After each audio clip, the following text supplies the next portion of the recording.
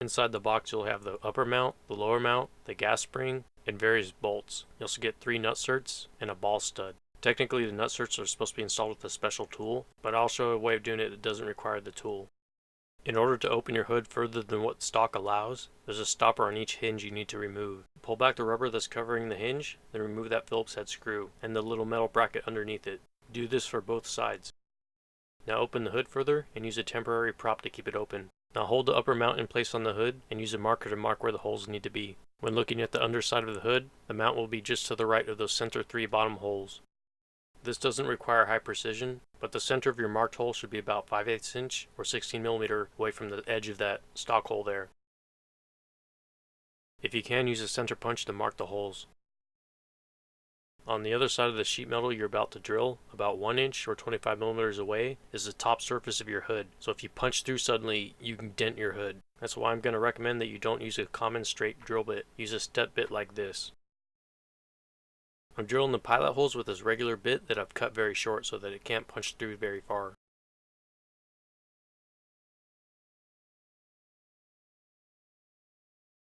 Before you use the step bit, stick it in one of these holes and make sure it's not going to go in too far and damage the hood.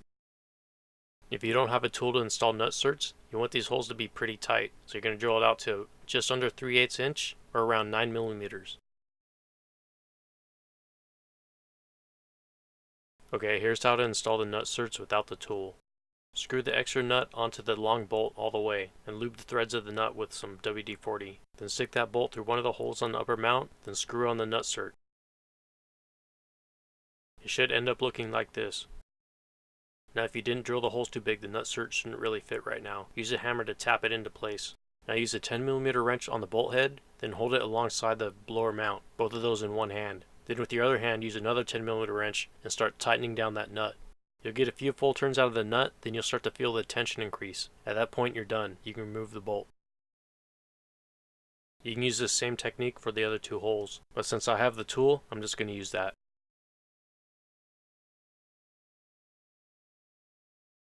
Now install the upper mount with the 3 stainless bolts. To avoid any issues with galling, you should coat the threads with some kind of grease or anti-seize.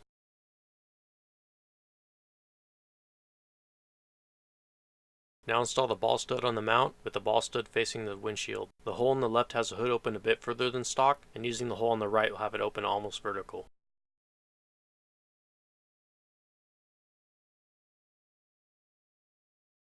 For the lower mount, remove 2 of the plastic clips that hold this weather seal on. Then pull it away for now. Remove this wiper motor bolt. Stick the bolt through the lower mount like this, and put the spacer on the back side. I'm using 3 washers here, but the kits that ship will have a solid aluminum spacer. Install the lower mount and get the bolt started, but don't tighten it down yet.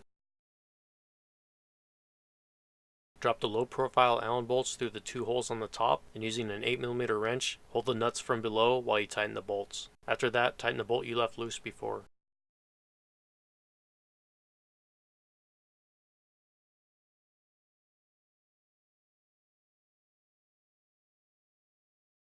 Stick the weather strip back on the cowl, and make sure it drops back behind the mount. It may be a little bit tight.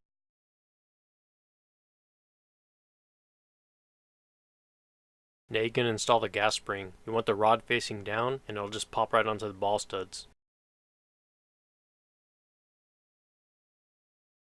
The install is done at this point.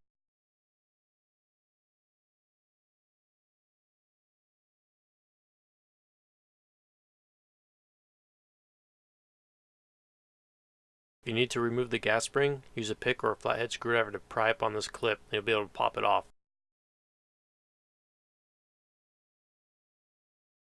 One final note, these gas springs do eventually go bad, so if you want to completely get rid of your stock hood prop, I recommend picking up one of these things. It's a manual stopper that you can clip onto the rod and stops the gas spring from compressing. These came in the factory toolkits of all 97 to 2006 Honda CR-Vs. They still show as available from the dealer for around $10, but if not, you can get them from a junkyard pretty easy. I'll have the part number in the description.